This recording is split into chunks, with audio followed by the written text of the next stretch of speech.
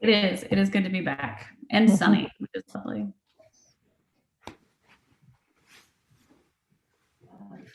Janet and Kristen, it's good to see you both. I don't know if Greg shared the exciting news, but we have a new board secretary, so that's why Jen is here with us. So I'll introduce her and then introduce you all and let you take it over. Great.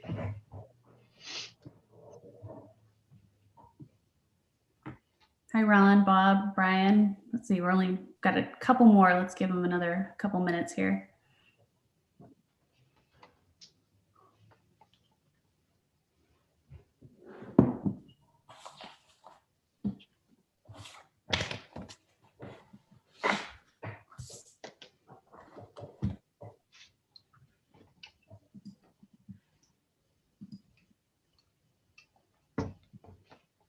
And we even have some some attendees. It looks like we've got 4 people. So that's awesome.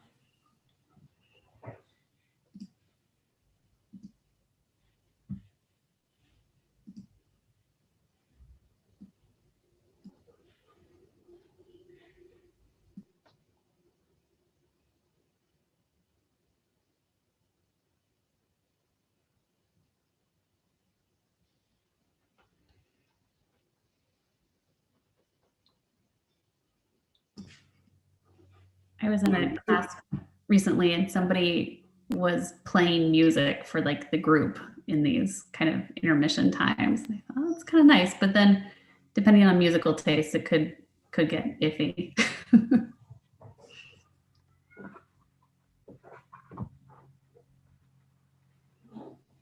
I'm just curious what Greg is telling the new secretary. Jen, is that her name? He keeps pointing and they haven't started laughing yet or anything. Now they're laughing. So only laughing at you because you're talking, yes. Yeah, because I'm talking. You might that's sort of talking about my stuff. Oh my goodness, and I just looked at my camera. Brian has a change. Oh yeah, he sure has. It's for us to notice. So was it, Brian, was that an impulse decision or have you been planning this for a while? Sorry, my mute button was hidden behind my laptop here. Well, it was thought out well enough that I bought an electric razor, and then it was an impulse to use it on my entire face. So it was a mixture of the two. Wow. All right, well, let's get started. We gave them an extra couple minutes. Hopefully Inez and Dave will join in. Okay. Oh, there's Inez. Good. So she's coming. And I got, I think, a confirmation from Dave. So hopefully he'll be joining us here any minute. So welcome, everybody. This is a special board training session with Kristen Miles and Jeanette Avila Medina from OSBA. And I also wanted to introduce Jen Nelson. She's sitting right back there by Greg. Jen is our new board secretary. So my understanding is tonight's meeting and next Tuesday's meeting, she'll be sort of shadowing with Greg. And then after that, maybe taking the training wheels off and becoming full-fledged into it. So well, some of it will depend. She's still not, she's just here out of the goodness of her heart because she still is doing her old job at this point. And so it depends on when they can get a replacement for that, when she'll start up. Yes, very good. Thanks, Greg. It's exciting. We're all excited. It's not just Greg. So without further ado, let's go ahead and get started. I'm going to hand it over to Kristen and Janet. Hi, everybody. Nice to see you. Some of you I know, some of you I don't know yet. And I'm Kristen Miles. I'm one of the board development specialists at OSBA. And I've been with OSBA about 4.5 years now, doing training for boards in basic roles and responsibilities. Conflict resolution is kind of one of my things, equity, strategic planning, etc. And I'll let Janet introduce herself, and then we're going to have you all introduce yourselves. Hi, everyone. My name is Janet Avila Medina, and I am also a board development specialist at OSBA. And I have been with OSBA since November, so more newer, not as much experience, but I have a lot of experience with community engagement and equity prior to OSBA. So I'm really excited to work with you with your community engagement efforts. Thank you for having us. And can I get permission to share my screen? Greg, if that's possible. Thank you. There you go. Thank you very much. Okay. So here we go. So I would love to hear from all of you, and I'll go ahead and call on you in the order I see you on my screen. I would love to hear from you how long you've been on the board and what made you want to serve on the board. And Joe, I'll ask you to participate too. Of course, it won't be how long have you been on the board, but how long have you been in the district and why? Why did you want to be here? So let me start. I'll just go around my screen. Let me start with Rebecca. Okay, I've been on the board since 2018. Prior to that, I was a high school secretary in the district and worked with a union. And when the position opened up, I volunteered for it because I had just retired from the school district, and I felt it would be a good chance to still serve the students and staff of Newburgh School District. And it's I was then elected in 2019 for a 4-year term. Thank you. And Joe, I have you next. All right, I've been on the board 0 years. This is actually the end of my 3rd year here as superintendent in the district. So I actually have kind of always known about Newburgh, so I was excited when the opportunity came up to come here and work and be part of the team. So just very glad to be here. And again, hard to believe I'm finishing year 3 already. Thank you. Brandy? Yeah, year 3, that does seem crazy. So I have been on the board since 2017 and was elected again in 2019 for another 4 years. And my passion for service started really because I had kids in the district and I was involved, in my kids' schools and saw an opportunity to get involved in the larger district level and signed up for it. And I don't even think I understood totally what this ride was going to be like. And I probably still don't, but the more I learn, the better it gets and the more I want to know. So I'm excited to continue this learning. Thank you. Ron? Yeah, I was appointed to the board in January of 2012 and have been elected twice, I think. I'm up on the ballot this year for the first time I have an appointment, so that'll be interesting. I signed up originally because Polly Peterson made me. She was on the board, a former student of mine, and had asked me to run the previous year, but I didn't. And the woman who won resigned after 2 months. So the opening came up and I thought, well, that meant probably I should have paid more attention. So I did run.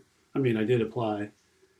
I think I might have been the only applicant, so they kind of put me on without much choice, I guess. And I did it because I thought that maybe my background in mediation and politics, political science, I'm a political science professor, had been serving on planning commissions, that maybe it could be of use to the board. And also because I hope to help the district find a more entrepreneurial spirit, I guess, and see themselves as somebody in community service, which I think they do, but try to have, look for ways to sort of spread an idea of innovation and, as a way of serving. So that was my aim at the original. I don't know what else to say, so that's probably enough. Thank you, Ron. Bob, I have you next. Yes, I've been on the board for 6 years. I was on the budget committee prior to that and the Edwards Elementary Site Council. And I got involved with it because the spirit led me to be more involved in helping with the schools. Thank you. Brian? Yeah, I was elected in 2019, and I just ran because I thought the quality of our schools didn't match the quality of our community. Thank you. And Inez? Yeah, I was appointed in January of 2019 and elected in May of 2019. Currently on the ballot again, and I'm on the board really because I had families and community members come to me talking about how unsafe students were feeling because of the disparities in the classroom, and that's something that I'm working to eliminate. So equity is a big part of why I'm on this board. Thank you. And we're missing Dave, is that right? Yeah, okay. Okay, thank you all for sharing. That helps me get to know you a little bit better. All right, so I want to ask you for tonight, why are we here? What are you expecting? I know that we had a title for this and et cetera, but why do you think that we're here? What's your expectation?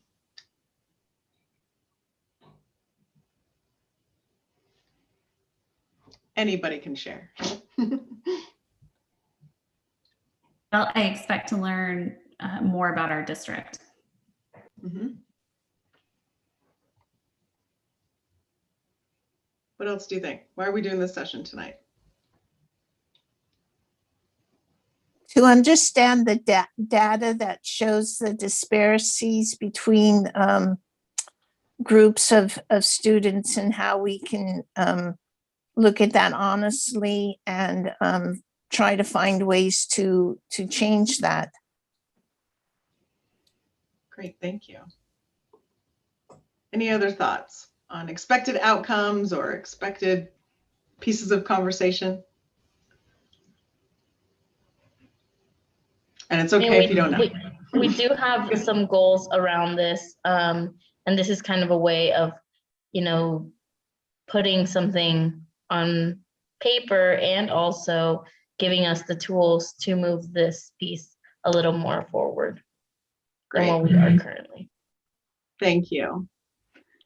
And so this tonight is the first part in a 3-part series with you. And so tonight, our plan, and those of you that spoke articulated this, we want to show you a little bit of data that we get from a program called Forecast 5.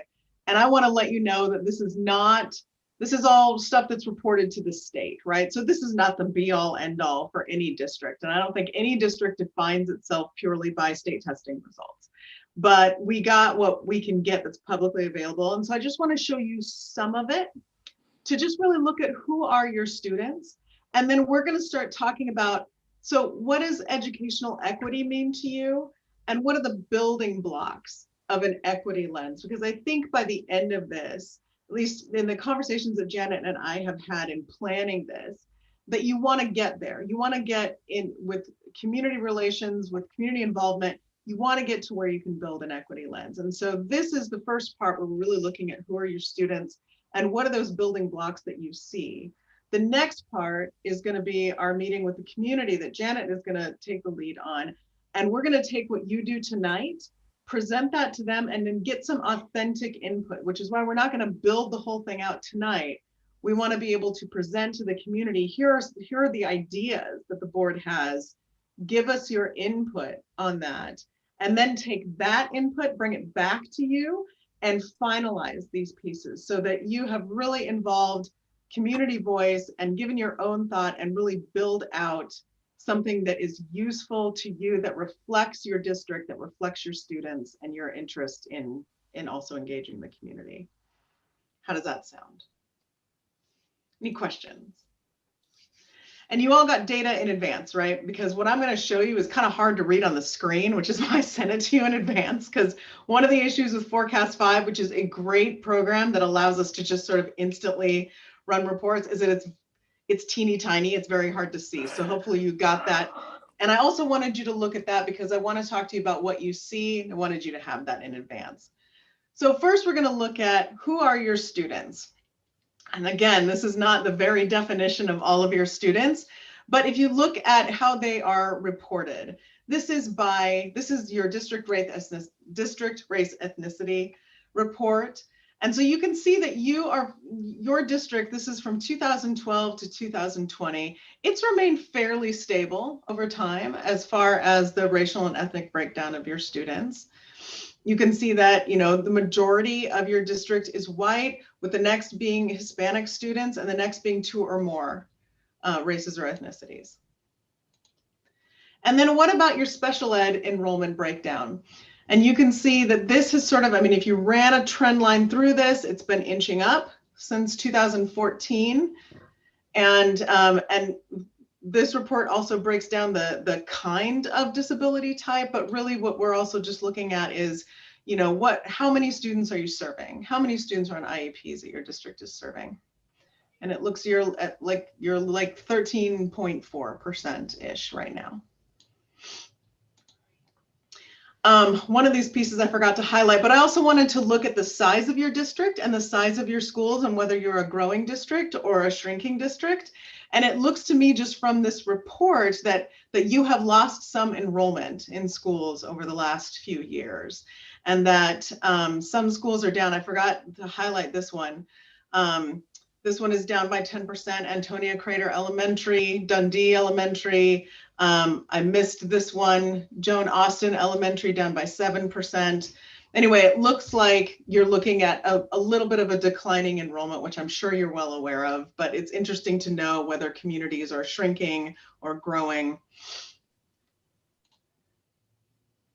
So then I want to show you some performance data, and we're going to stop at certain points, and I'm going to ask you what you observe, what you see, not yet what you think that means, because we're going to discuss that in a little while, but I want to know what you see. So the first is 9th grade on track, and as you know, this is one of those main indicators that informs graduation. The likelihood that you're going to graduate in 4 years if you have the number of credits that are required by the end of 9th grade. I mean, it's very likely that you will graduate. So this is one of those main indicators that the state puts out. And so this is freshmen on track for all students. The state average is in black and the Newberg average is in blue. And I'm not going to qualify any of this. I'll just let you look at it for a minute and digest. So then we're going to look at it by the categories of students that are reportable. So not every racial category or other categories of students are reportable.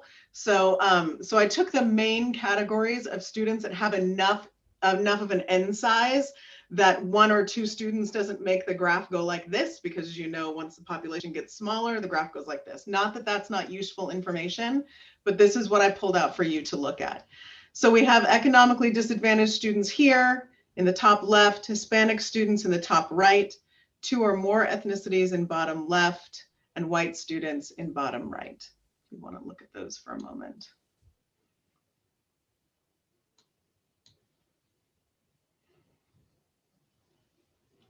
Okay.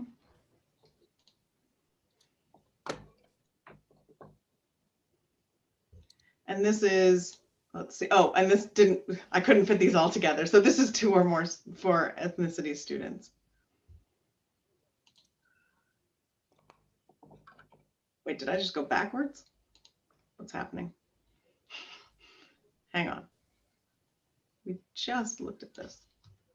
There we go. Okay, sorry, I showed you the same slides several times. Okay, now we're at graduation. So this is overall Newberg graduation. Over the last few years, you're above the state average. And again, we've broken it down by economically disadvantaged students, Hispanic students, 2 or more ethnicities, and white students, graduation trends. Again, state average for those groups are in black and not for overall students. And then your average is in green.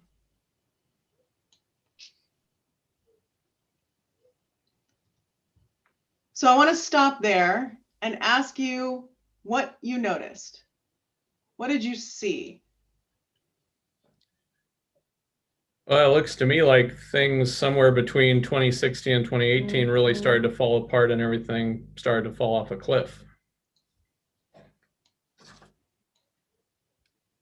Okay.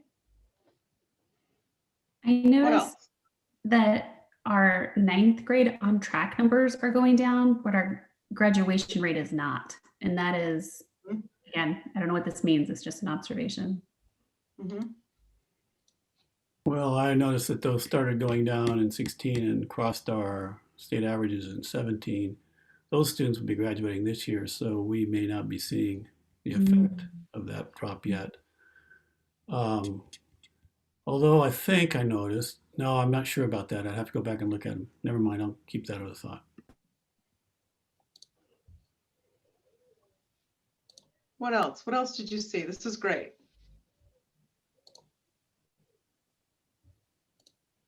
I will add another thought, different. It's from the other data that you didn't show, because anyway, um, up through about 2017 or 18, the pattern in our district has been for our grade schools to do better than average in state, and our high school to do worse. In that, by the time our high schools finish, our achievement levels are back down to the state levels, or maybe a little below. And our high school graduation rate has generally been just above the state rate, and that's stayed the same. So we've had an ongoing problem with how to keep up with the good work we've been doing in the grade school ranges. Mhm, mhm. Anything else that you want to share that you noticed in what I showed you? There was something interesting with the trends going down. So when I took some notes and I reviewed this earlier, and it looked like in 2015, the ninth grade on track went down for socioeconomic disadvantaged kids and Hispanic kids, but it wasn't until 2017 that it started going down for the all Mhm. kids. Mhm. Again, don't know what that reflects, but it's interesting. Great. Any other observations? Okay. Is Uh, the yeah. special education group not a group on for graduation? They are. I didn't pull every subset of data that there was. I tried to pull like who your biggest groups were. I can certainly get you that info on special ed students as well. You can in Forecast 5 you can get lost in how much data you can produce. So I picked and chose not be based on results, just based on groups. So there certainly is more to get. Yes. Okay. I'm going to go ahead and move on, and we're going to look at some more data. So now we're going to look at standardized test performance. Again, I'm aware that every district has its own methods of measuring success, and that doesn't begin or end with state testing, but this is what's available to me, so I'm going to show this to you. So we're going to start with English language arts. And this is and I know this is very hard to read, so I sent it to you in advance, but mostly we're just looking at this line too. What does this line look like? So this is for all students, and on the left and on the right is economically disadvantaged students and that trend.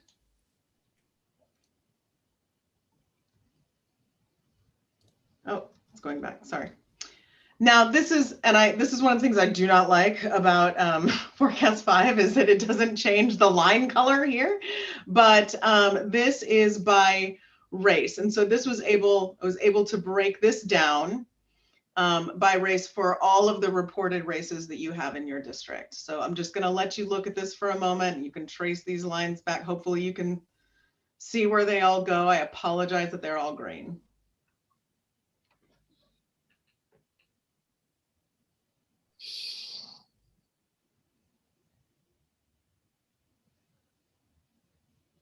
Okay. Now, the other thing I did was grab a cohort of districts that were comparable to you in both size and in free and reduced lunch percentage. Again, you can slice and dice this in many, many ways, but those are the two most common that a lot of districts like to measure themselves by. So I compared you to Canby, Oregon Trail, and Silver Falls. So this is not by geography, it's by size and free and reduced lunch. You're in the green there. So this is English language arts, all students across the grades for testing. So if you just look at that a moment. Again, it's just for comparison of certain things. Okay. Now I'm going to show you math, same stuff.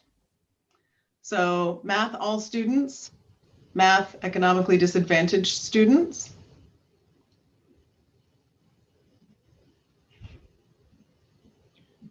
Can I ask why you picked this particular time frame? Because this doesn't seem like a very long time frame to compare results on.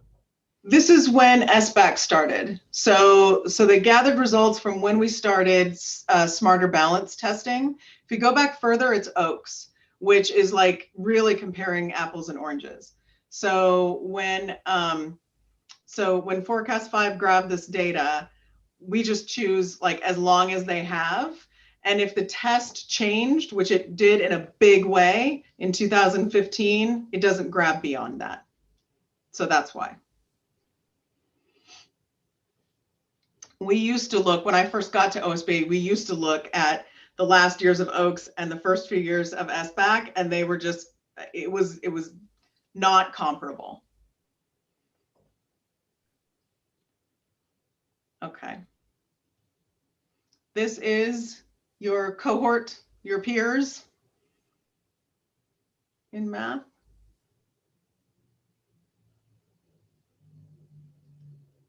So I want to ask you again, what'd you notice?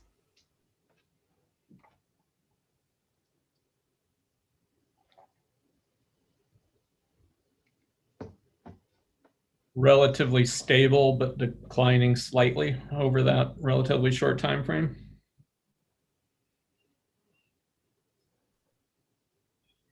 Yeah, on the overall data. The other data, the smaller groups tend to jump around, so it's harder to detect what the trend is doing. Some of them anyway. Some of them jump up and down over the all group. Some of them don't. Mm-hmm. Anything else that you noticed? Notice the disparities between various groups. Mm-hmm.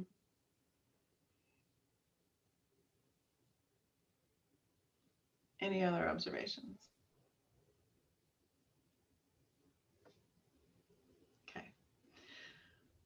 Before we move on to this piece, I want to ask you, this was a very small slice of who your students are. What else do you know about your students that this data doesn't show you at all? What else do you know?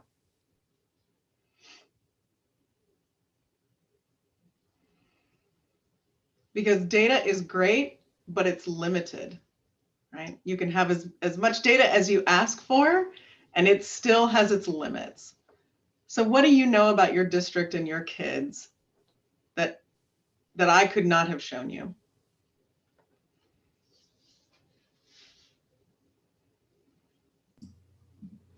Well, I think over the last year, especially, we've seen that we have a lot of very dedicated, compassionate people working with and for our kids and families.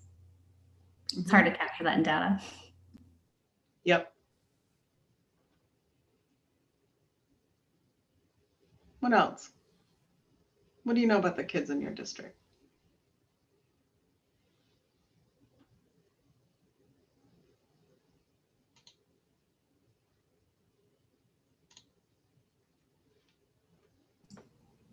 Each one has a different lived experience. Mm-hmm. Yeah.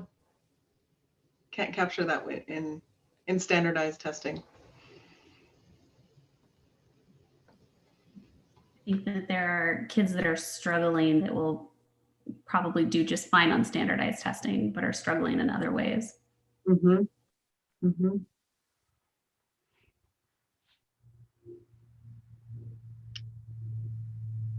And of course, I think that we would all be remiss if we did not take into account this past 12-month period, right?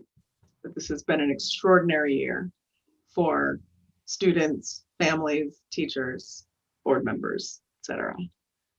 And my guess is that what you will also know about your kids is that they are resilient and have had enormous pressure put on them, and I mean all kids this year. Anything else that you want to observe? I know that some kids, I don't know how many, because I don't know all the kids, can get lost right in the middle of our school. They're there, but they're still lost. They may be lost because they don't know what they're trying to accomplish in school and they don't get it, that part of it, or they may be lost because nobody's giving them attention. They don't know that somebody cares about them. I do know that, as Brandy said, there are a lot of dedicated people. I don't know that they are enough to reach every kid without some pretty drastic change in how we do things or superhuman effort on their part. I think there are also some, maybe a critical number of employees. I'm thinking mostly of high school, where I see this the most, who are not at their best, not doing their best, who are letting kids slide and are sliding themselves. I don't know what to do about that. That's hard to reach as a board member, but it's a very disturbing thing. And I hate to see kids waste their time in high school because they get a string of disengaged people, or maybe people that are just too pulled in too many directions to be able to really effectively engage. One more thing I'll say, I know this is a little long speech. I will also say that the staff in the high school, in my experience, when alerted to a problem and their attention gets drawn to it, are effective and compassionate. I know this from experience with my own kids and some others. And that, you know, but again, how they can pay attention to everybody, I don't know. Thank you, Ron. I know we have a large group of kids who are very outspoken and engaged in the outcome of their education. Several of them have come and spoken to us at board meetings and been actively involved in things other than just their part of their daily life is school. So. Yeah, it's been several years back now, but when Kyle was still at the high school, I remember, and I can't remember the exact percentage, but in our climate and culture survey, I believe it was only 40% of students said that there was an adult in the building who cared about them. And that's something that the high school has really taken on, making more of those connections, making sure kids are feeling that that connection that the adults are trying to have with them in the building and in their education. Great, thank you. Okay, now we're going to move to this. So we've done some observations, we've done some thinking, you've looked at a very small slice of data, I admit. I'm going to stop sharing this, and I want to ask, did all of you or most of you get a chance to poke around in Mural? You had that link. Were you able to log on, get in? I know Greg sent you that link. Was anybody not able to do that? Okay. To do what? There was, with the data packet that was sent out, there was a link to a site called Mural. And we're going to use that tonight. Now, if not everybody can get on, that's okay. We have a way to help with that. But if you can get on, you'll be able to fill out some stuff on your own. So I don't know. Oh, look, Greg just posted the link in the chat. And I might have missed that because I haven't looked at Mural. I'm not familiar with that. Okay. So if you want to go ahead and click that link in the chat, I'll teach you, I'll give you a very quick tutorial on how to use it. If for whatever reason it doesn't work for you, that's okay. Janet and I can take notes instead of having you fill out things on your own. But let me go ahead and I'm going to get into it. I'm also going to share my screen so that folks watching can see what we're working on. And then in this way, if you're not able to use it, that's okay. You'll be able to see. So let me pull that up. And now I'm going to share my screen again after I get zoomed in on the right thing. Okay. So the first thing we're going to do is and you don't have to do anything right now. you're gonna talk and I'm gonna take notes. So you've looked at some data. Theoretically,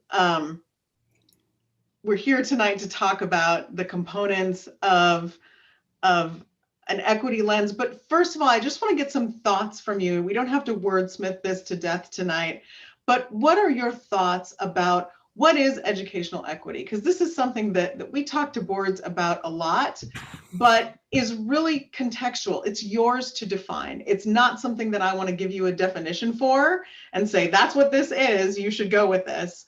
So what does it mean to you? And I'm not asking you to come up with like a fully fleshed out, really eloquent statement. Just let me know your thoughts on what it means to you.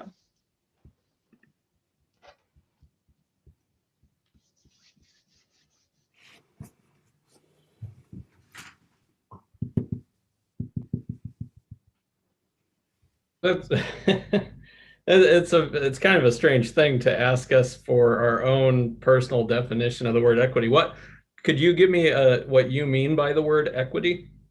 What's your definition of equity? So when we talk about educational equity, what we're asking is what is the situation? What does it mean for all kids to have an equitable opportunity to achieve the height of their success? What does that mean? So when we say equity, it's different than equality, right? It may mean allocating resources in different ways to help students who have been historically disadvantaged or marginalized in certain ways.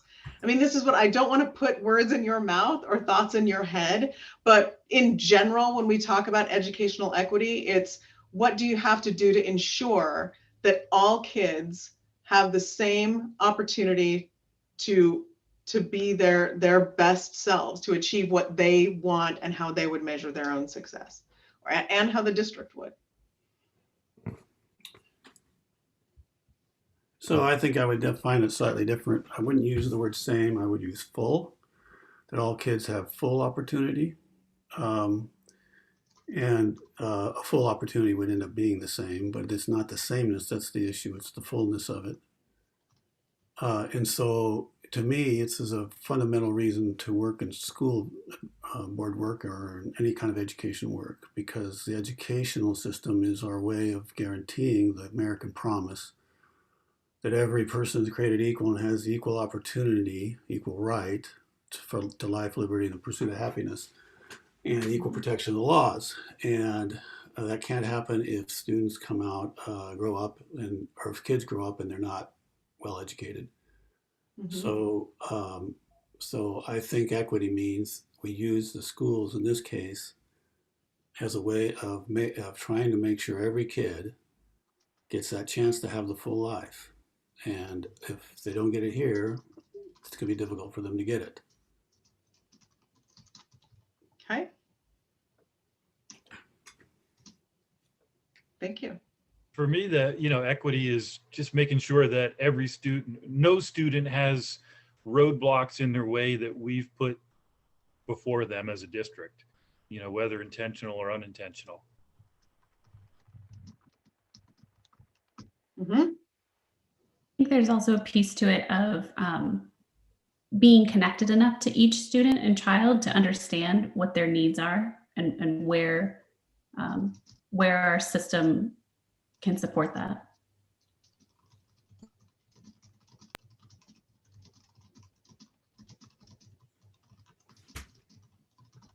That we do what we can to provide the ways and means for each student, depending on their needs and their home situation, to support them to the fullest so that they can grow and develop into their full potential. Mm-hmm.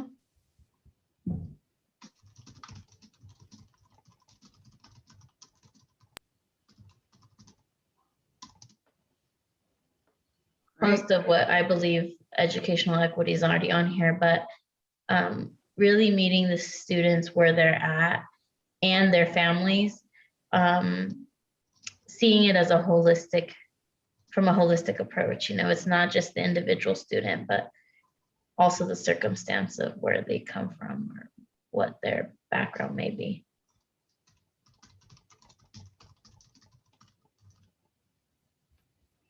Great, thank you. Other thoughts?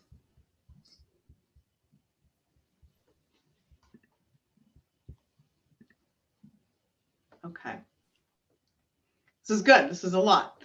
And you're going to get all of this back from me at some point, which again is going to be in draft rough form, but which will mold and shape over time. Because really the reason I ask you for your individual thoughts is because in the end, this is a one board voice thing. And there is a way to combine your thoughts into a one board philosophy piece. So we're starting here. Okay. So does this resonate with everybody? Is there anybody that would disagree with any of the tenets here? Or would want to, again, add? It's gotten kind of small. Okay, I got it. Never mind. I'll just let you read over that. I guess I would just throw on their opportunity to succeed or fail based on individual merit.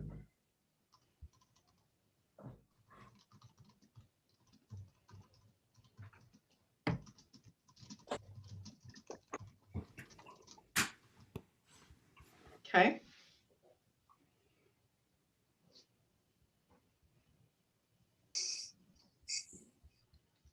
Anything else anybody wants to change, add, disagree with, agree with? All right. Let me give you a quick, who all is in, let's see. I have Ron in here, I have Bob in here, I have Inez in here. I have a visiting snail, I don't know the name. And I have a visiting goat. All right, it gives you all animal names when you log in.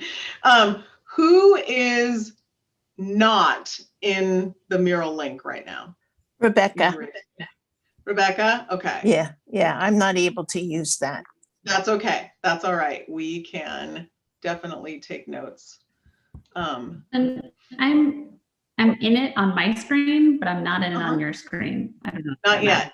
I'll show you. So I'm going to give you a really quick tutorial, and we'll just leave the screen right here for now. You can zoom in with your mouse wheel. Okay, so you'll all need to do that in a moment. And how you move around is by clicking on a spot and dragging it.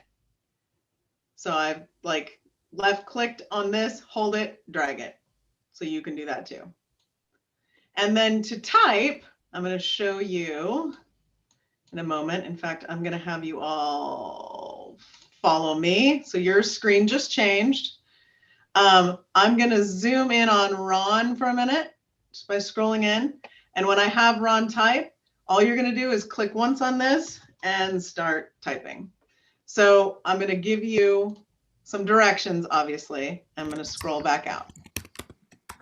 So all of you have these little things here, little spirals. And what we're going to do is I'm going to have you for a period of time come up with the building blocks in your mind of an equity lens. And what I'm going to have you do is start small and work inward. So here, let me focus on Brandy's for a moment so I can show you. Okay, if I'm Brandy, I'm starting with my littlest ideas here in L4, just like something that pops into my mind. I'm thinking about what are the building blocks, not that we are solidifying or finalizing anything right now. What are the building blocks of an equity lens? And let's say I say like budget, that's an idea. So what is that related to? Like what else comes out of budget? And so I'm thinking like, okay, PD or calendar even, instructional time kind of thing. And that might go here. But by the time I get here, maybe I'm thinking like, okay, what I'm thinking of that the building block is allocation of resources. And that becomes my building block. That's my final. Now, maybe you need more little circles to get to that one big idea. And I'm not saying you have to stop at 3. This is just the design. So if I'm Brandy and I have more little ideas, all I have to do is double click and it's going to make another little circle. If I need the second biggest circle here, I'm going to double click right next to that. It's going to make me another bigger circle. And if I have more than one big idea, oh, well, that's the biggest one. Never mind. Hang on. Stand by. You get to see me make mistakes. I'm going to go over here, click by one of these larger ones, and it's going to make me one like that. So if you need to add to your spiral, that's okay. So I'm going to ask you to think small and move bigger so that you're moving to a more general direction. Second, I will not speak for Brandy and say that she has to have all those ideas. So you're moving from minuscule to general. And then I'm going to have everybody report out. So again, you can drag around. The goal will be, I'm going to release all of you so that you can have your own views. The goal will be that you go into your own, I'm going to scroll out. You go into your own spiral. You start with little ideas, you get bigger, and then I'm going to check in on you in a little bit. So just start brainstorming and thinking. Know that with those 3 bigger circles, that's where you're ending up with the core. So, Rebecca, what I'll ask you to do is if you've got a pencil and a paper or something to write with, if you wouldn't mind sort of thinking through and taking notes on what we've just said. I mean, you can highlight or whatever in any way that you want, or do your brainstorming in any way that you want. But I would just ask you to also get to the nuggets, the components that you think an equity lens would be made of. All right, I need to get a paper and pen. Okay, no worries. So what I'm going to do is I'm going to put 5 minutes on the timer, and then I'm just going to check on you. If you're not done, you're not done, but I'm just going to start with a 5-minute thing. So can you all scroll in on your piece? Mhm. Anybody having technical difficulties? Okay. Can't do that. Great.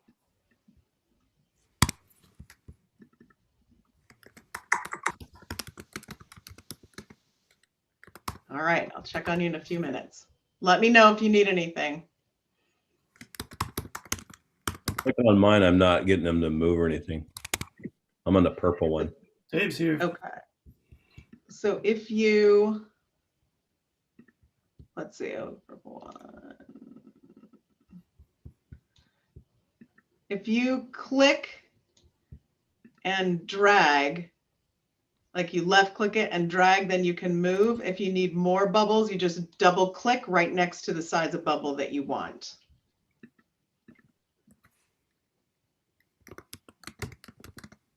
And if you want to type in it, you just click once and start typing.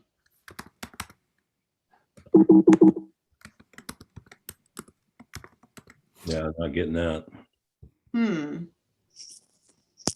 But I had to come in and sign under Brian Shannon, so maybe that's the reason. I wonder if that is the reason. Although I wouldn't think so. Let's see. It does seem to be working for some. Well, And did you click the link that Greg put in the chat in Zoom? It came up and went away real quick. Let me see. Maybe try exiting and coming back into it. Okay. So just exit now.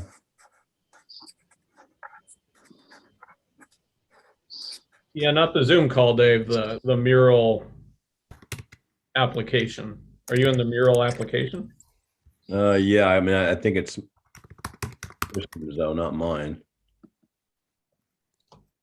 Well, I sent you the meeting invite link, but I think you have the mural link on your own. So I don't think you signed in on.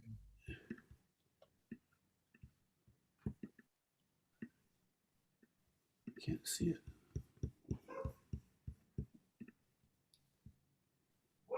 Dave, And remember, it is. What is it Go we're ahead, Mark. building towards in the center?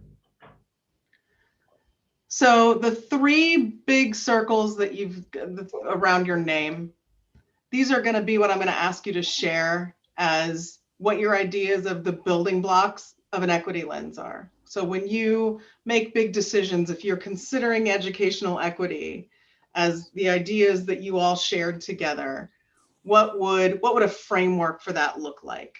So what are the components of that? We're not finalizing that tonight. This is what we're going to take to your community and say, this is what the board came up with. What's your feedback on this? So like the example that I gave with Brandy would be like, let's say she came up with, she was thinking about budget and she was thinking about professional development. She was thinking about, curriculum purchases and, additional teachers, that maybe what she would land on as the big idea is resource allocation. So we're sort of starting small and getting to bigger ideas. Dave, I added the link to the mural board into the chat again, so you should be able to see it now, and you can click that link if you want to add it on your own computer.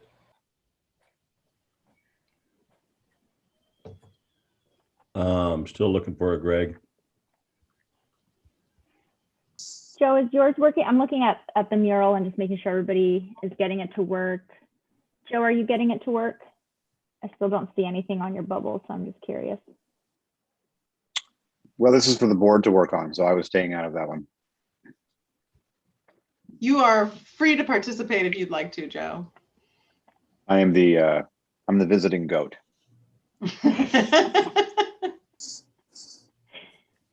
And then Brian, I think you're working on it, right?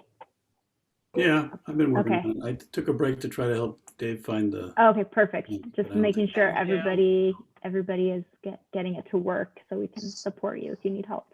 I'm fine. Awesome. Thank you. Dave, I also just emailed you the link again if you want to use that. I'm going to Okay. give everybody obviously a few more minutes. I'm going to check on you again in 5 minutes. It's a good time to take a break. If you are done, if you're not, I'll check on you again in 5.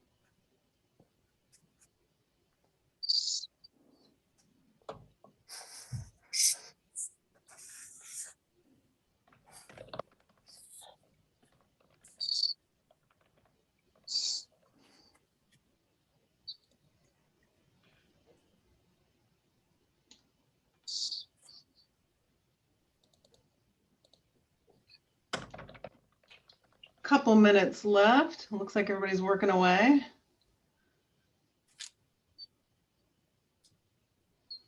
How many of these are we supposed to do? 3? If you've got 3 strands, that's fine. If you've only got 2, that's fine. If you feel like you've got more, you can do more. These are Okay. set up for 3, but whatever it is that you're really driven toward, do those. Okay, thank you. Mm-hmm.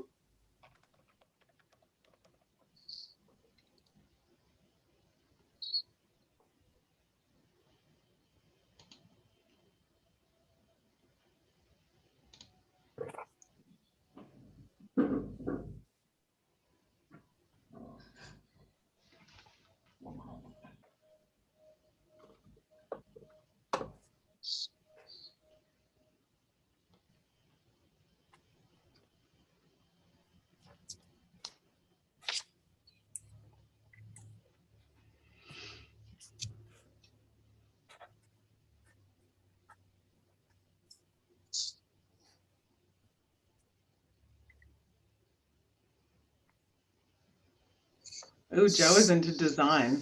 I like your format. It's got to look good. It's got to look good. It does. It does look good. It has little guides on it. You know, it's the whole thing. Nice. Joe, I feel like this isn't your first time on this. I've never seen this before, but it's very similar to other things. So sometimes there are easier ways to make new circles by just using your option key and dragging. Oh, look at that. Maybe you can give us a tutorial at the end of this. Yeah, if you want a same size circle, if you just hold your option key and then click and drag, you'll actually make a new circle of that exact size, so you don't have to mess around with trying to Nice. copy and No paste. double clicking. No double clicking. Reduce the clicks. Don't wear out your mouse as fast. That's right.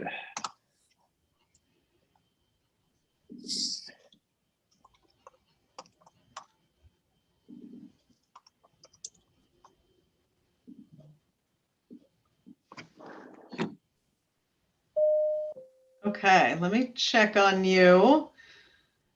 How are y'all doing?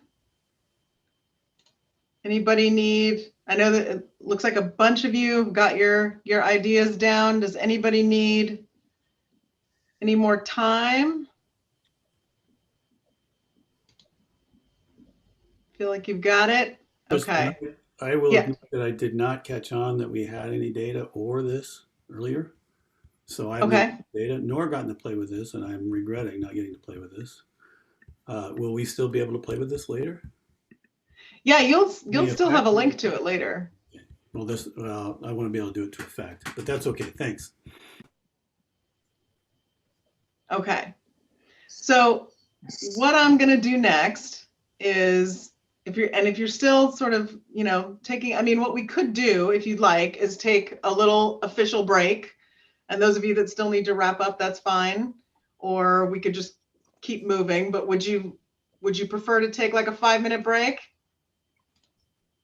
Let me ask your chair. How does that sound, Brandy? I'm fine with powering through, but I don't know. How does the board feel? Does anybody have a I'm gonna keep preference? typing until you tell me to do something else. So, okay. I'd Right. rather. All right, let's keep going. Okay. So what I'm going to do now is show you, what I would like to do is gather your thoughts. And I'm going to just call you to me over here for a minute. So what we're going to eventually do is put your circles in groups of similar ideas. So what I would like you to do is, as I call on each one of you, I'd like to just know your thought process through this, what you landed on as your big ideas, what you were thinking about. And then I'm going to ask you to take those final big ideas, those big circles, or however you did it, and put them in here. And we're going to, Janet and I will also help move them around so that we're clumping similar ideas together, and then we can name those. So I'm going to start, so I'm going to release you. So you can go back to your own thing. I'm going to start. Oh, who had green that erased their name? Something about Tampa Bay. Whose is that? That's mine. I thought eventually I might use it. You want me to put my name back? I will. Okay. Oh, I got Like, uh-oh, somebody wanted to be anonymous. That's not going to work here. No, I didn't want to be anonymous.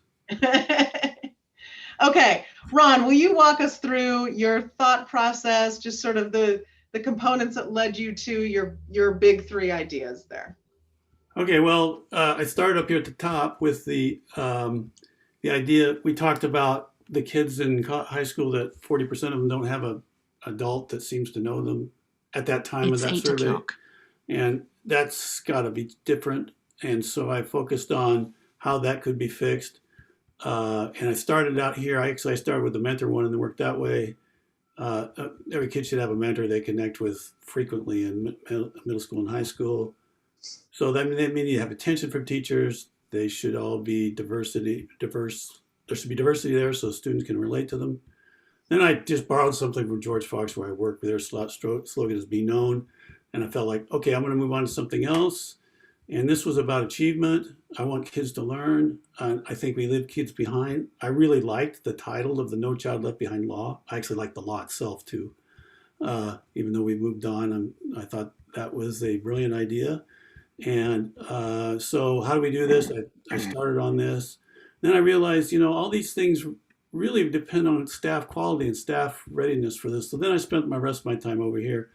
And this has to do with something I don't think we do well, and I've harped on at OSBA's conferences and other things, is that I don't feel like, I don't see it, and I'm not supposed to see it, but I don't know that we effectively anywhere in the state evaluate teachers. It's a difficult thing. There's lots of issues to think about. I understand that, but we just let those difficulties stop us as far as I can tell.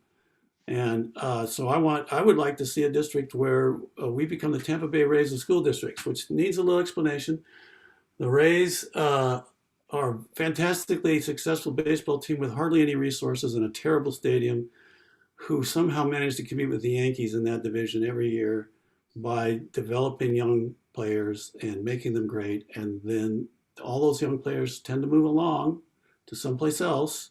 That's kind of the promise of the Rays. I think a smart player a young player would go there. I would like to be the Tampa Bay Rays of school districts, so I'd like to keep some of our people. So that our rigorous evaluation, they know, is for their benefit. But also, of course, we're only doing it because it benefits students. And I have some things here that I would like to have high expectations for teachers about, including their ability to connect to students and be their mentors. So. Thank you. That was great. Now, what I'm going to do is, we have our next presenter, I'm going to go and drag your big circles over to our board over there. So I'm just going to go clockwise here. Brandy, will you walk us through yours? Yeah, sorry, there's so many things moving on the screen right now. It's tricky. Okay, I'm going to zoom into mine. So I kind of had these four, oh gosh, no, I can't move it. Okay, there we go. I'm getting there. All right. So obviously the resource allocation, thank you for planting that seed. But also when I was doing this, I was thinking, okay, what does the board have purview over, right? Like where can we possibly affect the change? So resource allocations, that goes to reflecting our priorities, our budget, and I also put curriculum in there because I think all those things together reflect priorities and is something that as a board, we actually have some purview over. And then following that same sort of track of thinking, creating systems that support all students. And that is, I think, through policy, through discipline practices, and then all the way down to our student handbook. Kind of a little bit what Ron was talking about as well with cultural changes, hiring and retaining diverse staff, collaboration across all of our schools and across all of the systems, and then also professional development. And then I added a fourth tail that maybe is some of it's part under board purview, but it's a little more pie in the sky. Awareness and compassion of others' experiences. And leading into that is community engagement, personal growth, and also board development. Awesome. Thank you. Okay. Okay, we're gonna drag yours over. Joe, will you go next? Sure. I tried to keep it simple and actually Brandy sort of mentioned it earlier, talking about the things that the board has purview over. And I think that's probably true of that, as well as some of the influence that I can have. So I put them into three main categories: culture, policy and governance, and resource allocation. So under policy and governance, having policy and or the way that we operate as a governing body that has intentionality. So that's what I was talking about, removing barriers, clarity as to what the policies mean, and that policy is making a set of value statements. Then looking on into resource allocation, three primary areas of resource allocation: spaces and places, which is something that we're going to be working on, of course, with passing the bond, but schools and playgrounds and libraries and all those kinds of things that we have, it shouldn't matter which school your child attends, it should be able to attend to their needs. So we should not have huge differentials between schools depending upon which part of town they happen to be located in. And for me, that's an educational equity issue. Staffing, of course, getting better at reflecting the student population that we have. So we have a very wide disparity between the students we have per population and the staffing we have. And that's something that, of course, is statewide, but we have it just the same here in Newburgh, so we have to work on that. And then additional supports that could be in terms of additional staff members needed, as well as supporting the staff that we have. So that's kind of a double bullet, double small one for that one. Because as we bring in additional staff, they may need other kinds of supports as they may be non-traditional. And then materials and training, obviously professional learning, support materials, curricula, things like that. Those are all, obviously we're looking at reviewing all curricula in general and trying to be very mindful of what our curriculum says about people. And then within just the culture of the district, three main areas there: professional learning, of course, so in anti-racism, equity, and pedagogy. There are some ways that we have to work on with our folks on that. Non-negotiables are the expectations about how we will have people act with one another and with students, and the kinds of things that they do, the language that we use, and how we talk about others, and then our actions and how we follow through when it comes down to cultures and our non-negotiables, things that we expect. And then finally, in that one area, in culture, representation, highlighting voices of the many and the few, regardless of how many we have of the percentage, trying to highlight the voices of all. And then a culture, not just of representation, but of inclusivity. That is something that we actually value and we have to work toward, because it's very hard to just do if we just do it the way we've always done it. So inclusivity is part of that, making sure that we're representing all of the groups that we have within the district. Great, thank you. Okay, Rebecca, can you walk us through your notes and thought process? Okay, well, my big one is advisors, and it goes along with what Ron was saying about mentors. I was thinking about how each student could have an IEP that allows them to have a someone looking over what they're doing and not just float through grades. So we're catching these students' lapses in math and English. The second one is resources, and that also includes CTE and activities to keep kids engaged in sports, in clubs, in whatever interests them that will keep them involved in school.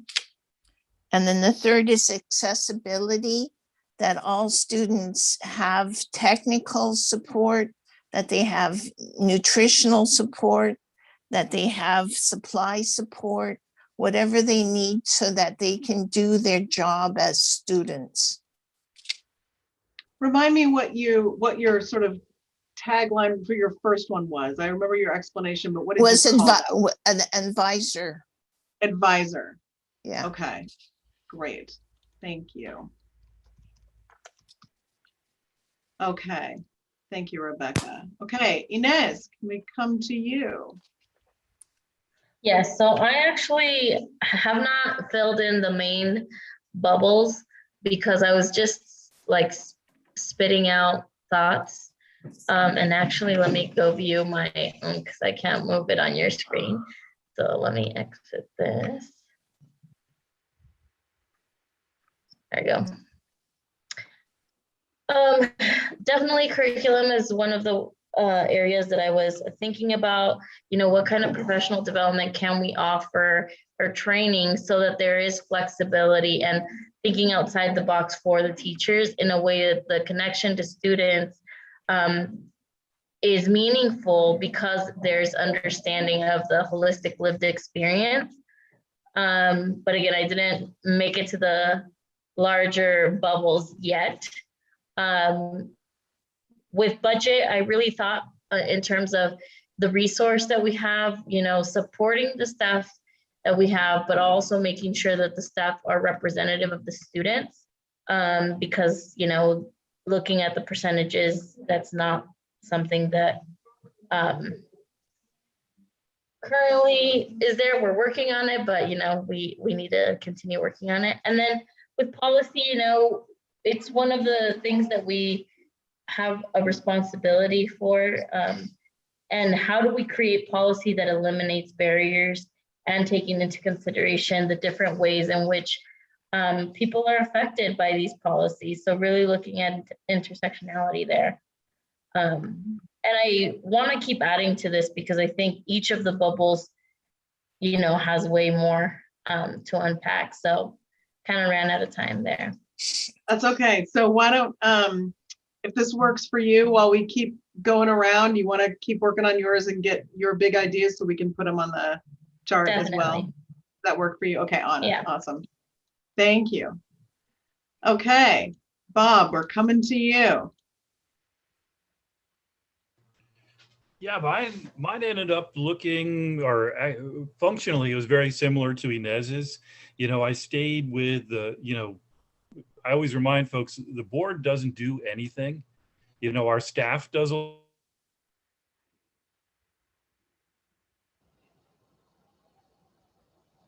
Uh-oh, Bob, did we lose you? I can't hear him either.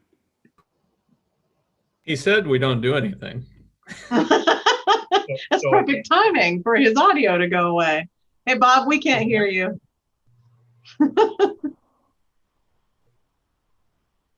It doesn't look like you're muted, but you froze and now we can't hear you.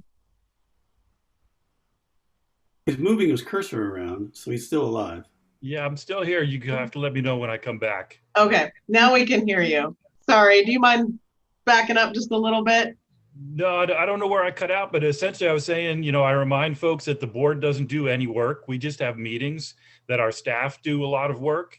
And so, you know, how we do our budget policy and supervising the superintendent, you know, there's a lot of detail in how we convey the messages to our community, to our parents, our staff, our students, what our priorities are, but reminding myself that those are the three ways that we convey that. So, you know, looking at policy, you know, what policy impacts we have on equity and inclusion, you know, how our budget supports students, staff, and parents. You know, I've always found a huge benefit to our climate and culture survey, you know, making sure that is and continues to be work that's done monitoring that climate and culture.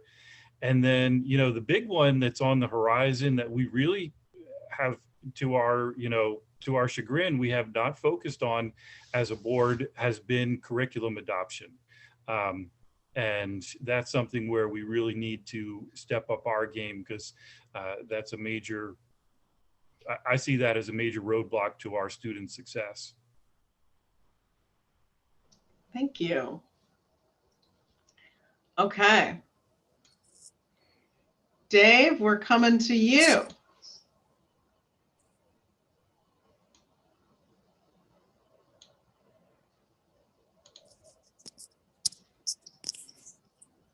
Uh-oh. Did we lose Dave? I don't see him in the meeting anymore. Oh dear. Okay. Anybody know where Dave went? All Not right. sure. I think Well, maybe he'll come. Right. We still have to do Brian. We could Dave do is actually he's in the participant list. So for Greg, maybe Dave moved over to that, coming in the meeting that way. I just went to promote him now. Sorry, I didn't notice. Thank you, Joe. I just looked right now. I'm not sure how it happened.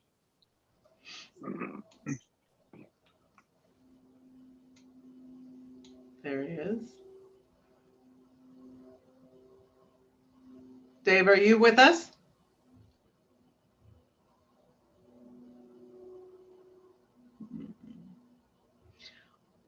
So maybe what we'll do is move to Brian and we'll come back to Dave. Okay. Brian, why don't you go ahead? So I came up with eliminate any real barriers to learning for individual students, uniformly applied disciplinary standards for all students, and equal opportunity to learn and achieve. Thank you. We will drag yours over. Dave, you're back. Hello. How you doing? Welcome back. Were you able to, I wasn't sure, were you able to do much on the mural board? I was not, so I'll opt Okay. out. So Okay. I tried going back in several different ways. I couldn't get in. Okay. Did you want to add, anything? We can show you sort of what other folks came up with for the big ideas. Were you able to do any thinking about that or any note taking, or you want to just add as we go? I was back in enough where I could listen to everybody's, comments on there. Okay. Kind of been scrambling trying to get joined, so I really wasn't thinking about your questions much. Sorry. That's so I think okay. I'll just keep listening and keep moving here. Okay. Thank And if you. you want to add something at any point, please feel free. Okay, thank you. Yeah. So Inez, can I move the two that you just came up with? Can I move those over and then you can drag the other one over when you're ready? Okay. Great. Let's see. Have you checked in with Rebecca on this? Do we have got Rebecca's? Yeah, We did. We got Rebecca's. And I added hers not in pink. I added hers in other colors. So she's on here. I just added them as she talked. I just didn't see any pink ones. That's fine. Yes. Yeah, you're right. Great, getting that. And so let's see. Janet, do you mind helping? So what we've done, and we will invite you to weigh in on this. We thought we'd save just a little bit of time. We did some initial grouping of things that looked like they belonged together, but really the final say is yours. So for instance, I'm going to zoom in here. I'm going to draw you all to me so you know what I'm looking at. And so we're looking at this. I'm going to release you so that you can zoom in as you like, but here's where we are with this building blocks piece. And so, for example, we put resource allocation, resources, and budget together as a group because that seemed like it would belong together and probably no one would argue with that. But what we're trying to do is group these together in themes. And so what I will invite you all to do, again, we have started this grouping. But anybody that is able to move this, or if you're not able to, please tell us. We can move these around. But I want to take a few minutes so that you can create your own groups. Start with what we've initially put together. And if you disagree, we can talk about it. You can move things around yourself. I will say that let's try to keep every, squares are for a group so that we can tell where groups end and begin. But why don't you take a minute, take a look at this, move things around as you see fit, and then we'll come back to it and try to name these groups. And again, you can scroll in as you want to see things better.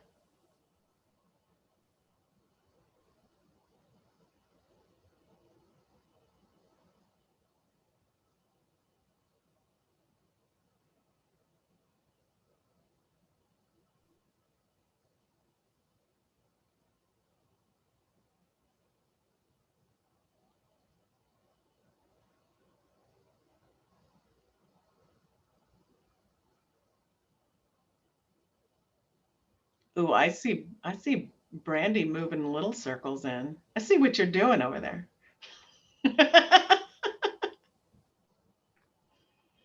Hopefully it's the right thing. I think I understood correctly. Totally fine.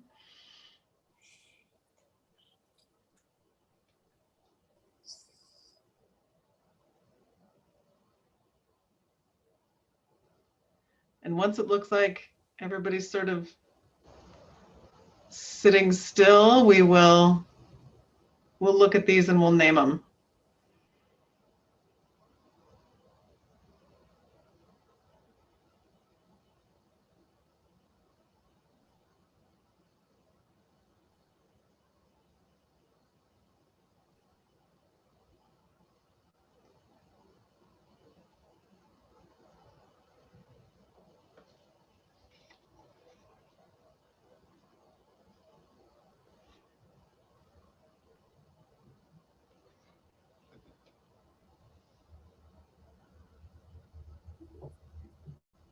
Okay, we've got one hanging out here that says representation matters. Where do you think that goes? And Inez, that's yours, I think, so you can put that wherever you'd like.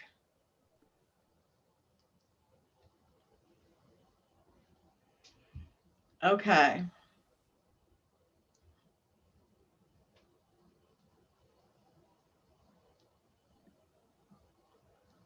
All right.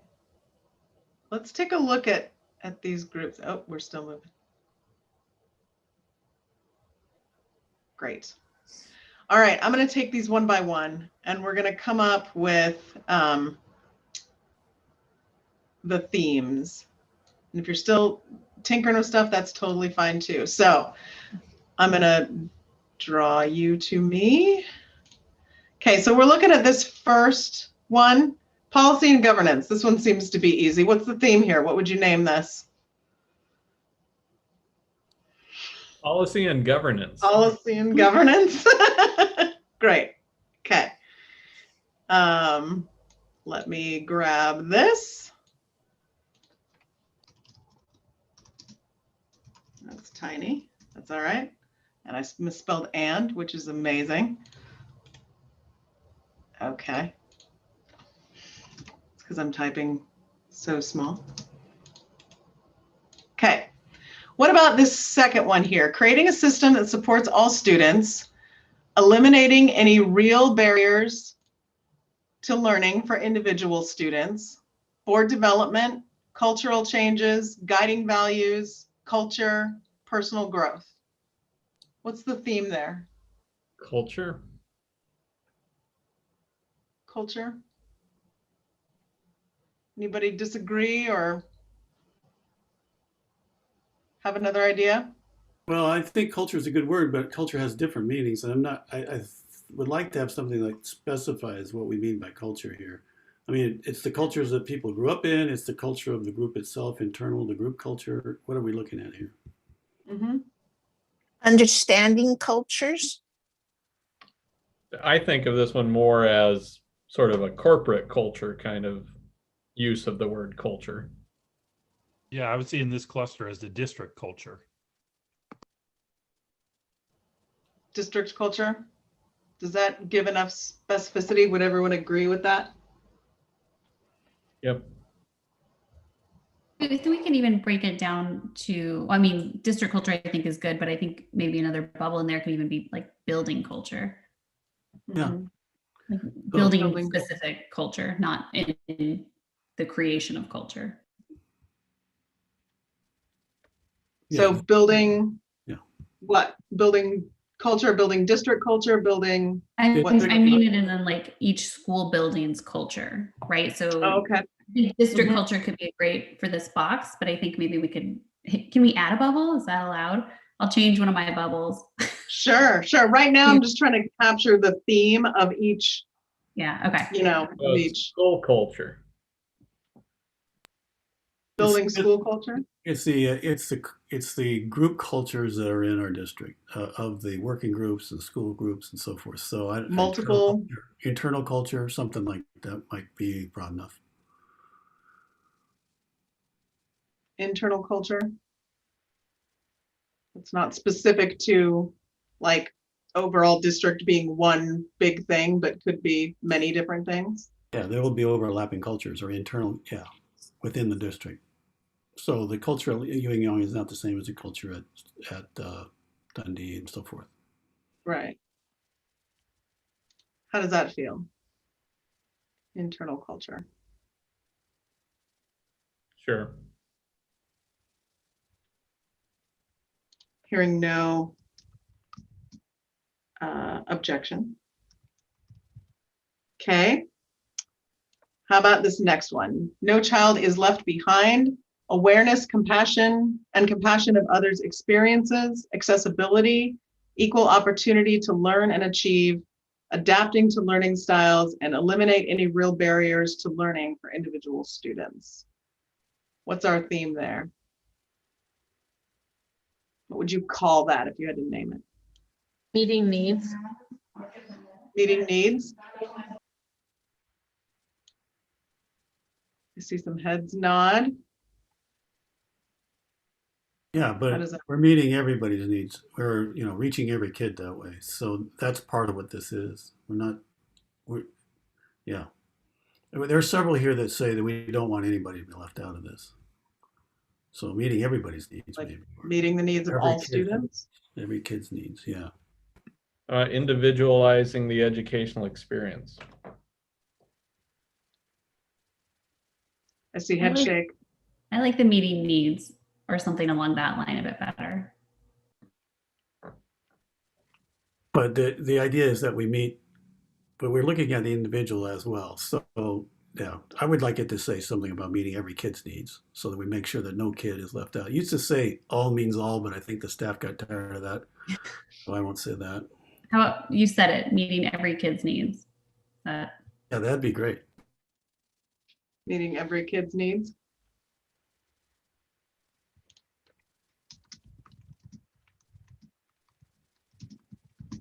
Okay.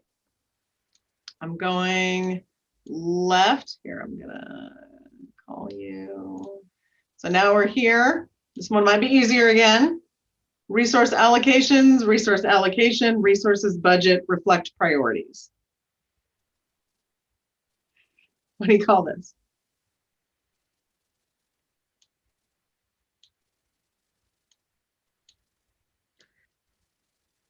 Oh, resources and budget. Resources and budget. I insist on it being budget and resources. No. Yes. We knew the Duke it out. wordsmithing was going to come from Ron, so it's okay. It's not unexpected. Budget and resources. That is in alphabetical order. It spells I do bar, like too. that because there's other resources that are provided other than monetary. Mhm, That's mhm. right. So that does separate those two things.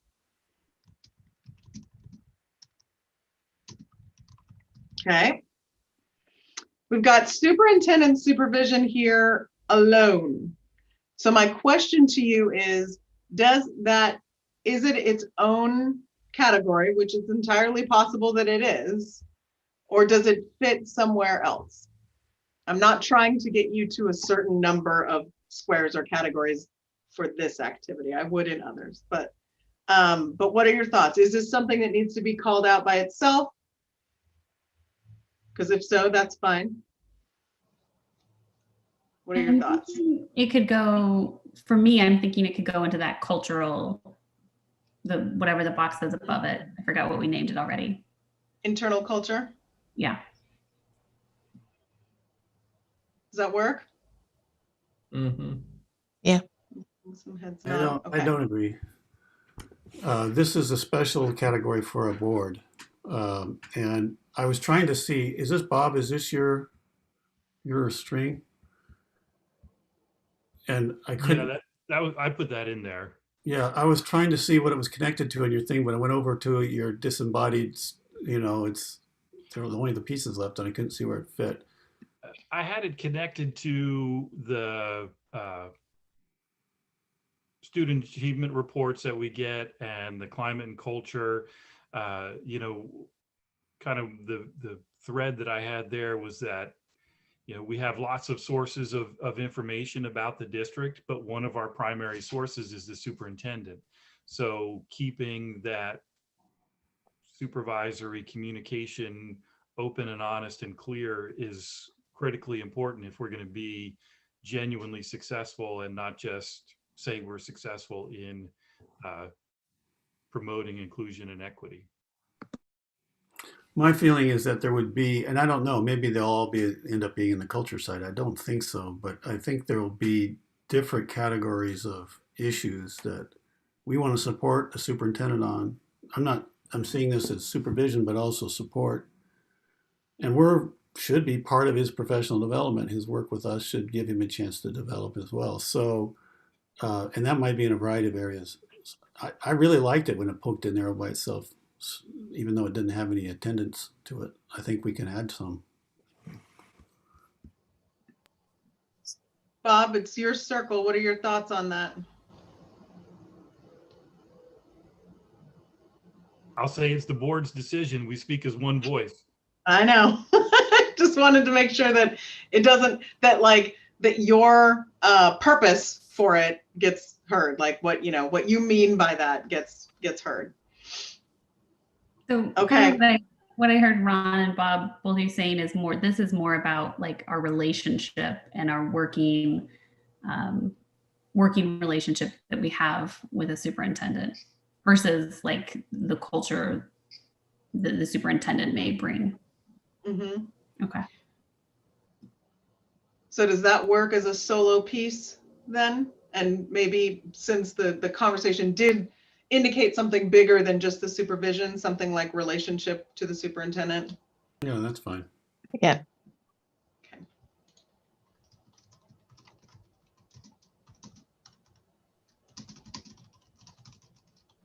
Okay.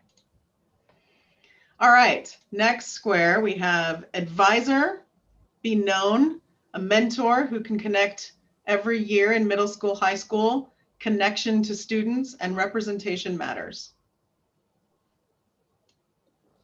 What's the theme here? Inez, you added, I think you dragged your representation matters into this and then put it in the corner. It Yeah, I did. I did so because part of being known or feeling known, at least in my experience, is knowing that someone who is of power, which in this case are like the teachers and everybody else in the district, looks like you, and that wasn't always the case for me. So that's why I put it there, because I felt like I needed to see someone to feel known or like I matter. Okay, so it does go in there under the being known and mattering. Okay, thank you. I appreciate that. Relationships? Yeah, I think so, but this is specifically towards students. So No. Yeah. yeah, so as long as we capture the idea of students in it, I think that would be a good word. Mhm. I see the word connect and connection a couple of times. I wonder, relationships is a possibility. Is connection another? Like something like connection and representation, or I'm just throwing out ideas. This is yours.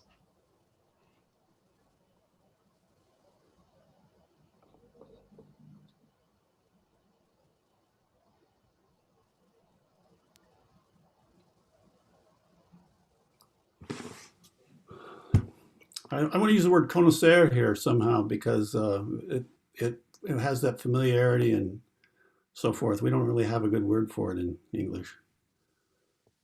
I don't know the particular form of the verb conocere we should use, but It's like I keep thinking of like belonging, but that's kind of a yeah, that's good. That's not what conocere means, but yeah, that's even better. Maybe. close. Yeah. Belonging. How does that sound to folks?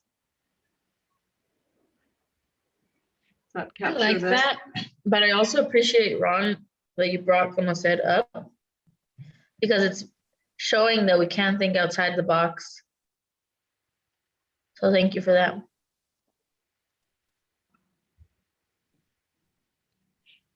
Does belonging work for folks Mhm. for the most part? Okay.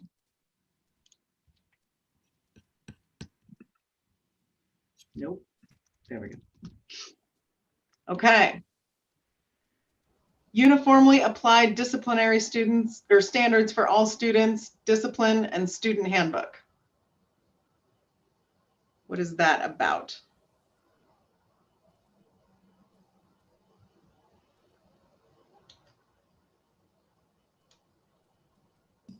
A couple of those were mine, and I think I'm fine with putting those up in the policy square, because I can't think of, an exact title for what I'd want for this, because I think it would be under the policy for me. The blue ones are yours, Brandy? Yeah, and I think Brian, you were orange, right? What do you have a thought on a title for that? I would think student discipline. We're talking Is about this- fairness in the Is this a category in and of itself, or does that go somewhere else?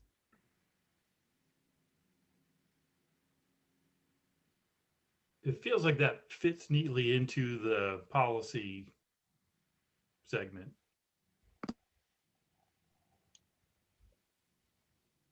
Into policy and governance.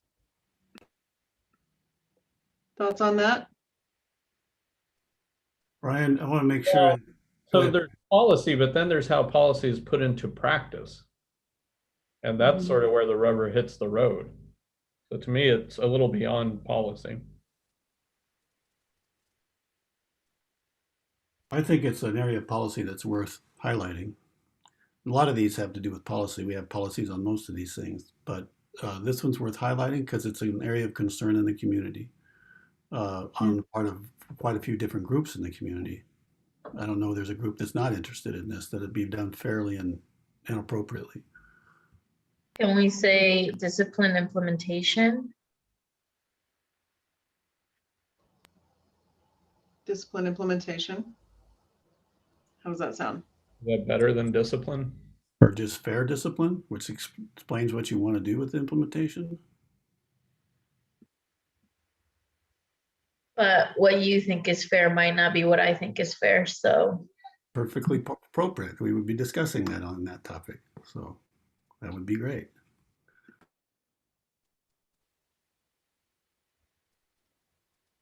So offer on the table is discipline implementation.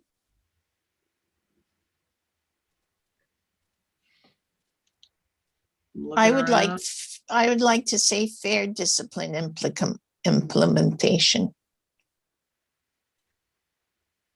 Okay. Fair discipline implementation.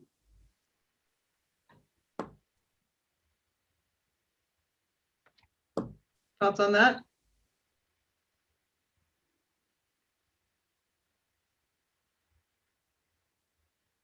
Not seeing any head nods or shakes. I think fair is a hard word to define. So yeah. Is there another word for fair?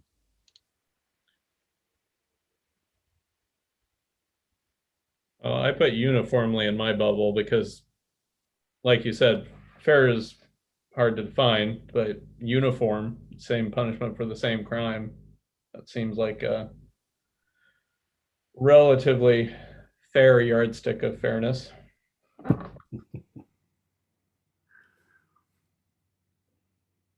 I don't have a strong position on this. I just uniform. I just want this to be a separate category, and the title doesn't bother me too much. If here's an idea, if some of these aren't resonating. I mean, if you feel strongly about using the word discipline, that's one thing. But what I see here are behavioral standards, which may have a different connotation, but you know, uniformly applied behavioral standards, does that work, or do you want to use the word discipline?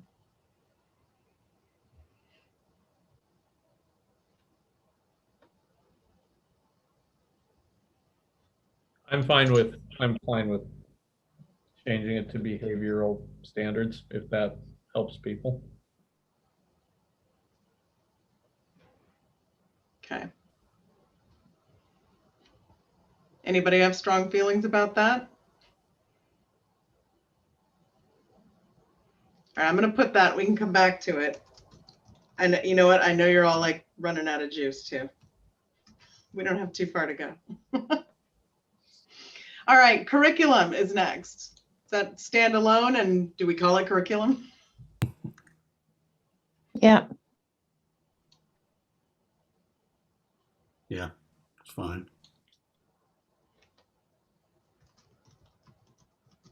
Okay. I think I spelled that wrong. Maybe not. All right. And then we have, my guess is that this is professional development. Yes. I appreciated Ron's explanation of that for those of us that have no knowledge of sports at all. Thank you for All that. your education. Yeah, this is directed at faculty and staff, so that's why I pulled it off into the corner. It's their professional development that I'm interested in here, in order to do all these other things well. Yeah. Professional development. Everybody okay with that being a standalone and being called professional development?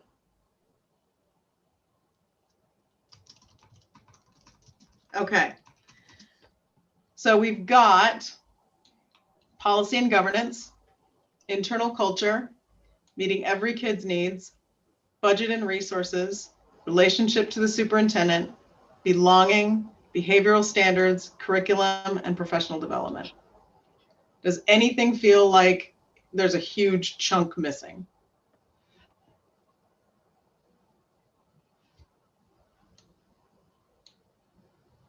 Okay. Seeing none. So our plan with this is to take, so first of all, you're going to get notes back from us on all of this, but our plan with the, especially with these building blocks, and we may, you know, massage that whole educational equity definition piece, and again, get that back to you. But we'd like to take these building blocks to the community meeting next. And Janet, do you want to talk a little bit about what that meeting is going to be about? Because you're the lead on that, and how we're going to organize that. Yes, absolutely. Sorry, I was trying to unmute myself. So kind of based on what we heard from the board on what they really want this workshop to be, is to kind of have a couple of parts. One is to have kind of like a board one-on-one so that the community can understand the board service and work. And so kind of providing like a basics one-on-one on what the board service and work entails, and really what the board's role with community engagement is and what that means. And so being very clear on kind of their role. So a lot of it will be, we'll also focus a little bit kind of on public participation in board meetings and really understanding, because we've heard from community that, you know, when they go to speak or do provide statements at board meetings, they feel like, you know, you're there to listen, and sometimes they don't understand, you know, boards can't respond, and there's some frustration on their end. So we really want to explain how that process works and, you know, clarify any questions they have regarding that, and how their voices, really make them feel that their voices matter, and just understand that there are policies and guidelines though that the board has to follow. And then we are going to work on equity work discussion. So that will be reviewing the board equity lens components, so those building blocks that you just developed right now, and then reviewing also board educational equity definition, and really having them be a part of the process. you know, we want to make sure that the community feels heard and feels like they are a partner. We always say that the board partners with, there's 3 partnerships that the board has. It's partnering with each other as individual board members, partnering with the superintendent, and partnering with the community. So in order to do that and to have a good partnership, it's about including them into the process. So that's why they're going to be, their input is going to be valuable, and you know, we're going to tell them what's happening, why we're doing this, be very clear on the purpose and the goal of the session, of the workshop, and then we'll bring back all the input that the community gives us so that you can continue to work on building an equity lens. Any questions about the community workshop piece? There is an agenda. I can share it with you. The district has, I have shared the community engagement kind of agenda with the district, and they have shared it so that they can get community folks to participate and be a part of that workshop. And just to make certain we as a board are just listening participants. Exactly, yes. And I made that very clear so that it's on the agenda, there's a statement, so that way the community isn't confused. And I will make sure when we do the workshops to make that one of the first comments that I make is going to be setting clear expectations. And you know, the board will be there. The board is welcome to participate and listen, but not to, you know, provide input and feedback. Like, it's not a board meeting, and we want folks to make sure that they know that. Right. Janet, Okay. you mind speaking a little bit about who we're going to try to engage and kind of how you're going about getting people to come and give feedback? Yeah, so I connected with Joe, the superintendent, to kind of share this outline, and really, you know, the focus is to get community members who haven't, who, you know, you need to target, who, you know, aren't constantly at the table. We don't want those same folks. Usually we hear that the board gets, you know, the same people complaining or giving statements. We want to make sure you're reaching out to those communities that really, you know, you need to focus on. And so Joe said this would be shared with some of the parent groups. I believe that there's a parent group at the school district. It's migrant families, right, Joe? Please correct me if I'm wrong. Yep, migrant families. So making sure that information is going to be distributed to them. It's going to be posted on the district website and social media accounts to really get a broad outreach. And that's why I made in the statement, I can read it right now, making sure that this is an opportunity for the Newburgh School Board to receive community input regarding the board service and work, and especially around equity issues, so that they know that's what the focus is going to be about for the workshop. Making sure that they know this is not a public meeting, therefore the board can attend but cannot participate, and really just ensuring that, you know, this is for you, you know, your voices matter, and this is your opportunity to share what do you think the board needs to know in terms of equity issues at the district level. So how many people are there? Is there like a limit of how many people can come? It's going to be virtual. So no, I think Joe said, you know, right now they usually have about 30, you know, when they do community events or meetings, it's about 30 parents or 30 community members. So we're expecting around that number, but I don't know. I hope that, you know, we get a good group, especially since, you know, I made it pretty clear on the agenda, and the agenda was shared with the community. I don't know if there's already, I don't know if Greg or Joe can speak into if they've received already any questions about it, or know if people. So can we? It has not gone out yet. It will go out in the superintendent memo this Friday, and we'll get things out then. So it's not gone out yet. It has not gone out yet. Okay. What's the date of the deal? What's the date of the event? So August the event, 20. April 20th. Yep. And I will get the agenda to the board members tomorrow by email. Okay, fantastic. Thank you. So what if like 50 people sign up? That's great. I think that would be great. We will have, you know, we've done this before, and you saw right now how we utilize the virtual mural, what I call our virtual whiteboard. So I think that will be great. We're also going to make sure that we do receive input about, what else do you want? How else do you want to continue to engage with the board's work moving forward? How do you want to continue to be engaged in really important decision making? I think it's important to, we really want to emphasize with this workshop that the community is an important partnership, an important piece to ensure that schools are, that public schools are giving the best education to students. Is anyone going to be allowed to speak at this, or is it only certain folks that are going to be allowed to speak? Are you talking about participants? Mm-hmm.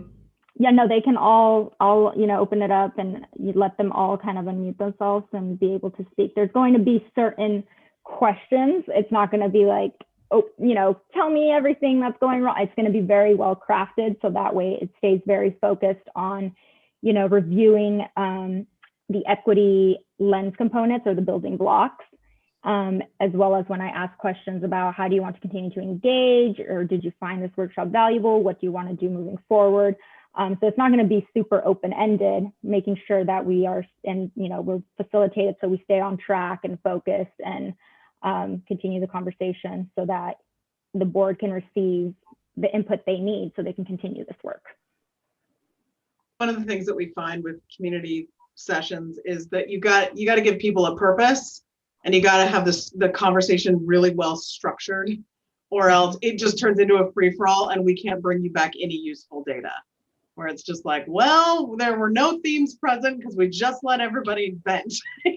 So it's about structuring that conversation so that they are answering questions that we ask them. We know that people like to know what they're being asked, and they also want to know that their information is going back for a purpose.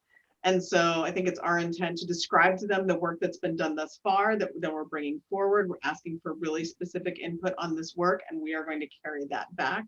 And then at the end, like Janet said, when did we also talk about like breakout rooms? We're gonna, because it's not a public meeting, I think we can do that. I don't know if that's in the plan for sure, Janet, but one of the things that we do want to do at the end, she mentioned that sort of open-ended question about like, how do you want to be engaged? I think we talked about like adding that in the chat or something. So it's kind of like an exit ticket for folks so that they can just, everybody can say their own piece about that. And then we can have that to bring back to you as well. And just a technical question, because I haven't participated in this sort of a public meeting, with the virtual whiteboard that you're talking about, and just wondering how you protect against a Zoom bombing incident. We haven't ever dealt with that before, but we have. You have? Okay. And it was pretty, for me, it was a pretty traumatic event, and it's something I want to do our best to avoid again. Okay. Yeah. So I think what we would want to do is make sure that, we've got protocols in place that we've had to think about for other events. We just haven't had to use them. So I think that, we'll review our protocols. We'll look at whatever yours are too. So if you've had something like that happen, we would want to make sure that we would know what your protocols are in case something does happen. Thank you, Bob, for bringing that up. That's a really good point. And we'll ensure that I think the other thing that we can do, Janet, is for OSBA events, we always have like, not that this prevents everything, but, meeting agreements, like you're here and this is how, these are our expectations. And if these expectations are violated, then we're going to exit you from the meeting. So that's sort of out there. And those are, obviously extreme, not just like if you disagree or anything like that. It's extreme examples of, why you would kick anybody out of a meeting. Yeah, we have a conduct policy, I think is what Kristen's talking about. So that would be, thank you for bringing that up. And that's something I can say at the beginning when I'm doing the introduction piece, what the purpose is, what the intention of the workshop is, and the end goal. Yeah, we're not talking about a Zoom bomb where somebody says something that is bad. We're talking about one where they take it over and show pornographic images on the Yeah. screen. Yeah. Your policies won't have any effect on them if that's the case. It has to be an actual physical or mechanical way of keeping them out. So let me interject with that. One of the reasons we're in a webinar right now is because that's what we have switched to, because then we have control over the access. I have learned a bit about meetings since then. This one will have to be a meeting to be able to have the kind of facilitation that you want. But I do know how to restrict screen sharing to certain presenters. So we will definitely be able to stop the screen sharing from happening before. And we'll need, I'm more quickly able to prepare to stop and mute people and remove them if they do that access. So we won't have screen sharing for sure, and I'll go act as quickly as possible on the muting part. The part I heard in Bob's question that I won't have control over is on the mural board. And so if that link is going out to anyone who is in the meeting, I don't know how you would control that. Like if there are things added to that mural board that are profanity or otherwise, how you'll need to research that end of it because I won't have any control. I think we'll do breakout rooms for that. And that's why we decided to not do a board meeting and do a public meeting. So we won't utilize, especially now that we know this, we won't utilize. Well, I think too, what we had discussed too is that, well, maybe we hadn't, but like the mural board could be, and we do this in other situations just for us to use, but a good way for folks to see what we're doing. Like we're writing on the whiteboard. If you get too many people doing it, it doesn't really work. So we could certainly use that, but not send out that link to everybody. No. So it's just, so it wouldn't be for everybody to use. I can't even imagine that many people. No, I wouldn't. Yeah, we wouldn't do that, especially if there's 50 people. Typically, Kristen's right. We use it and we control it. We don't share the link. This is just for the board, and it worked well for small group. But no, we would probably really utilize the breakout rooms. That being said, we did discuss that, making sure we are monitoring the breakout rooms. So what I'll probably do is, I'll be bouncing back and forth and maybe having a board member at each of the rooms. You can't participate, you can't speak or participate, but just be there in case something does happen like that. So this is all good information for me to know as we're planning this, and fixing those things. So that would be, if we do the breakout rooms, I would want to ensure there's a moderator essentially in each room. So I'll do that. Yep. Good. Thank you for bringing that up. Yeah. Any other questions about what our plans are, or the next meeting, or what we did tonight? Just out of curiosity, how much are we paying you guys for this? I think we're charging an hourly rate, and our hourly rate is $120 an hour.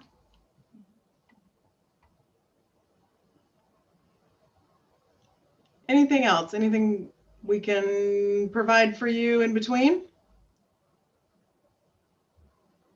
Okay. All right. That's what our hope was to get from you tonight. You've given us good information to go on and to go forward to the community, and we're looking forward to that. So thank you.